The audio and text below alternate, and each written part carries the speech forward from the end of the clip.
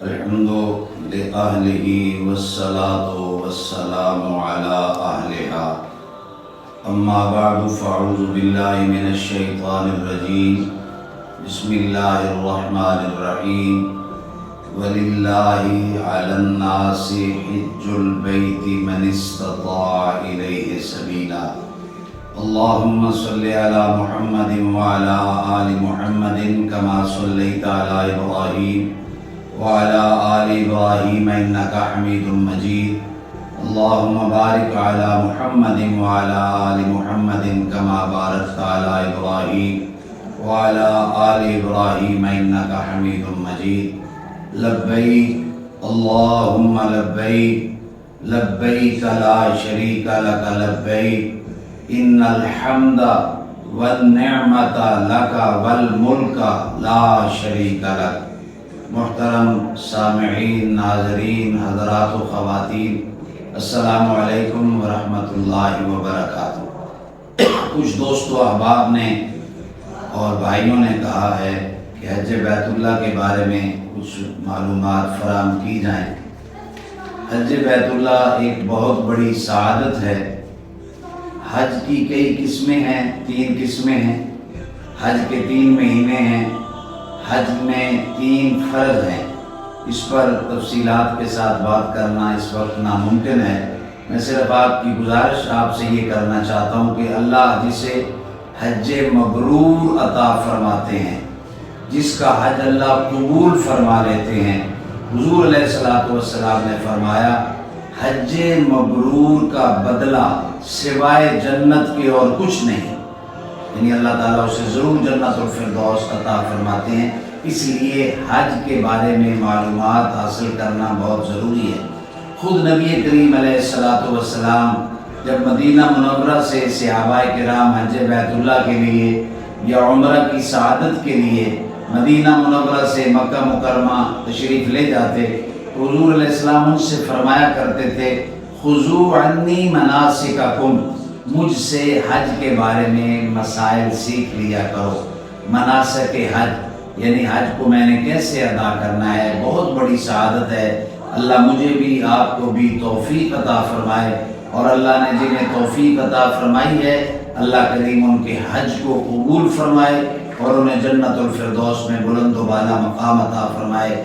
حج بیت اللہ کے اندر مکہ مکرمہ میں جا کر جب طواف کا آغاز ہوتا ہے تو اس کی بنیاد حجر اسود والا کونا ہوتا ہے، وہاں سے ہم نے طواف شروع کرنا ہے اور 7 چکر لگانے ہیں بیت اللہ کے ارد گرد۔ یہ عمرہ کے اندر بھی ہوتا ہے، حج کے لیے آپ جاتے ہیں تو پہلے عمرہ کی ادائیگی ہوتی ہے، یا اگر کوئی یہاں سے مدینہ منورہ جا رہا ہے تو مدینہ منورہ میں رہنے کے بعد پھر جب وہ مکہ مکرمہ میں آتے ہیں تو وہاں بھی انہوں نے پہلے عمرہ ادا کرنا ہے۔ تو عمرے کا آغاز احرام باندھنے کے بعد جو پابندیاں ہیں وہ تو آپ کو علم ہے، خوشبو نہیں لگانی، خوشبو والا صابن استعمال نہیں کرنا، بال نہیں اکھیڑنے، سر کو نہیں ڈھانپنا، پاؤں کو نہیں ڈھانپنا، ان کو ننگا رکھنا یہ واجب ہے، چاہے آپ نیند کر رہے ہیں، چاہے آپ جہاز کے اندر ہیں، چاہے جس طرح بھی ہے۔ تو جب آپ نے احرام باندھنا ہے تو اس وقت آپ نے نیت کرنی ہے اللہم انی ارید العمرہ، اے اللہ میں عمرے کا ارادہ کر رہا ہوں، میرے لیے آسان بھی فرما دے اور مجھ سے اے اللہ یہ عمرہ کی سعادت جو ہو رہی ہے اسے قبول فرما۔ پھر مکہ مکرمہ میں جانے کے بعد آپ ہوٹل پہ جائیں، آرام کریں، سو جائیں بلاجھک، اس اٹھنے کے بعد وضو کریں، بیت اللہ شریف میں آئیں، بیت اللہ میں داخل ہونے کے بعد آپ تحیۃ المسجد ادا کریں۔ لیکن جس وقت آپ حجر اسود والے کونے پہ آتے ہیں وہاں سے آپ کا جو آغاز ہوتا ہے طواف کا، یہ 7 چکروں کو کعبۃ اللہ کا طواف کہتے ہیں۔ ان چکروں کے اندر آپ نے خیال کرنا ہے کہ آپ نے سیدھا آگے دیکھنا ہے، آپ کا جو دایاں کاندھا ہے، بایاں کاندھا ہے کھبا، اس کو آپ نے بیت اللہ شریف کی طرف رکھنا ہے، اس لیے کہ آپ کا دل بھی ادھر ہے اور آپ نے اس دل کو لگاؤ دینا ہے بیت اللہ کی طرف۔ آپ کے جھکاؤ، لگاؤ، آپ کی محبت، آپ کی توجہ یہ بیت اللہ شریف کی طرف ہو اور آپ نے یوں چکر لگانے ہیں 7 چکروں۔ جب آپ نے آغاز کرنا ہے تو استلام کرنا ہے بسم اللہ اللہ اکبر کہہ کر، حجر اسود کے سامنے ایسے ہاتھ کھڑے کر کے اس کو بوسہ دینا ہے، اب آپ نے چکر شروع کر دینے ہیں۔ چکروں کے اندر آپ کیا پڑھیں؟ تیسرا کلمہ پڑھیں، چوتھا کلمہ پڑھیں، استغفار پڑھیں، درود شریف پڑھیں، تلبیہ پڑھیں، لبیک اللہم لبیک یہ پڑھیں، جو بھی آتا ہے۔ لیکن اس وقت آپ رکن یمانی پر جائیں گے اور رکن حجر اسود، یہ جو درمیان کا حصہ ہے رکن یمانی سے لے کر حجر اسود والے کونے تک، یہاں پہ آپ نے پڑھنا ہے ربنا آتنا فی الدنیا حسنہ وفی الآخرۃ حسنۃ وقنا عذاب النار وادخلنا الجنۃ مع الابرار یا عزیز و یا غفار یا رب العالمین۔ اس وقت حضور علیہ السلام فرماتے ہیں اس جگہ پہ آپ یہ پڑھیں گے، اس لیے کہ ملائکہ بھی اس کونے میں کھڑے ہو کر یہی پڑھ رہے ہوتے ہیں۔ 7 چکروں کے بعد آپ نے 2 رکعت نفل ادا کرنے ہیں۔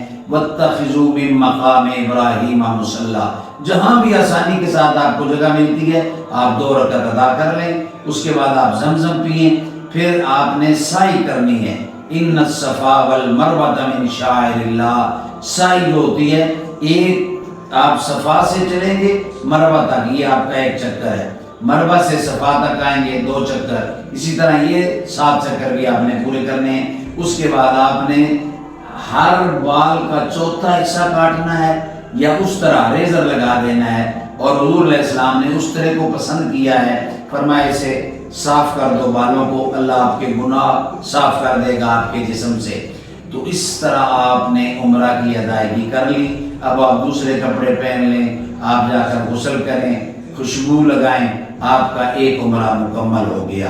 اب اس کے بعد آپ جتنا مکہ مکرمہ کے اندر ہیں، مسجد تنعیم، مسجد عائشہ صدیقہ رضی اللہ تعالیٰ عنہ، وہاں سے جا کر بھی آپ عمرہ کی نیت کر کے طواف احرام باندھ کر آ سکتے ہیں، اور اگر ویسے ہی آپ طواف کعبۃ اللہ کریں، 7 چکر لگائیں عام کپڑوں کے اندر، 7 چکر لگائیں، 2 نفل پڑھیں، اس کو کہتے ہیں 1 طواف کعبۃ اللہ۔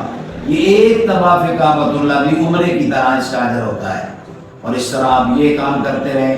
پھر بعد میں مدینہ منورہ جائیں، حج کے موقع پر آپ نے مینا کے اندر جانا ہے اور وہاں وہ آپ کو لے کر جائیں گے، عرفات میں لے کر جائیں، پہلے مینا میں آپ نے ٹھہرنا ہے، پھر 8 ذی الحج کو فجر کی نماز کے بعد آپ مکہ مکرمہ سے مینا کے اندر چلے جائیں گے۔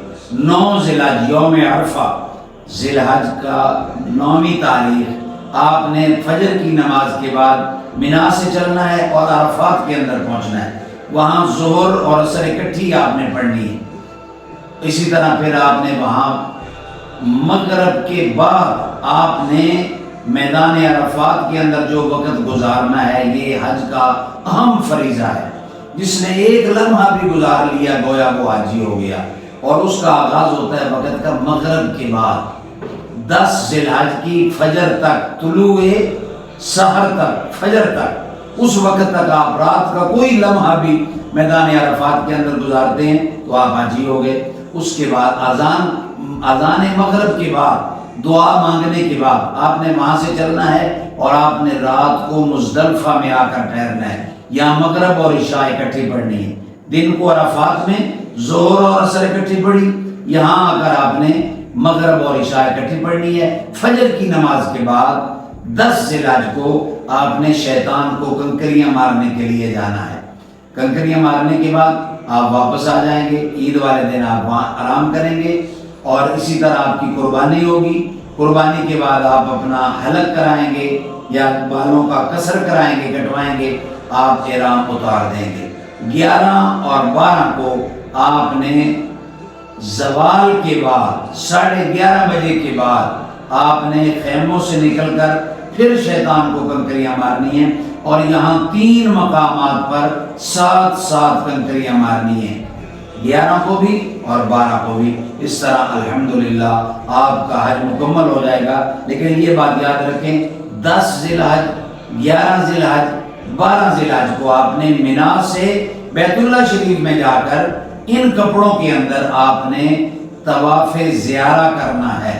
یہ بہت ضروری ہے، مرد، عورت، بچے، جوان، بوڑھے سب نے وہاں جا کر یہ کرنا ہے، یہ بھی ایک اہم فریضہ ہے۔ اس لیے آپ نے یہ مینا سے جانا ہے، اور طواف زیارت کے بعد آپ نے واپس مینا کے اندر اپنے خیموں کے اندر آ جانا ہے۔ الحمدللہ آپ کا حج مکمل ہو گیا۔ اس کے بعد آپ نے جتنی عبادات کرنی ہے اللہ قبول فرمائے۔ مدینہ منورہ میں جانے کے بعد آپ نے کثرت سے درود پڑھنا ہے اور حضور علیہ الصلوۃ والسلام کی مسجد کا احترام کرنا ہے۔ ریاض الجنہ میں اپنی باری پہ جانا ہے، وہاں نوافل ادا کرنے ہیں۔ اور مدینہ منورہ میں سب سے بڑی عبادت یہ ہے کہ آپ کثرت کے ساتھ امام الانبیاء احمد مجتبیٰ خاتم النبیین سید الاولین والآخرین سید المرسلین جناب محمد الرسول اللہ صلی اللہ علیہ وسلم کی ذات اقدس پر کثرت سے درود پڑھنا ہے۔ اللہ مجھے بھی آپ کو بھی ان اعمال پر عمل کرنے کی توفیق عطا فرمائے۔ والسلام علیکم ورحمۃ اللہ وبرکاتہ۔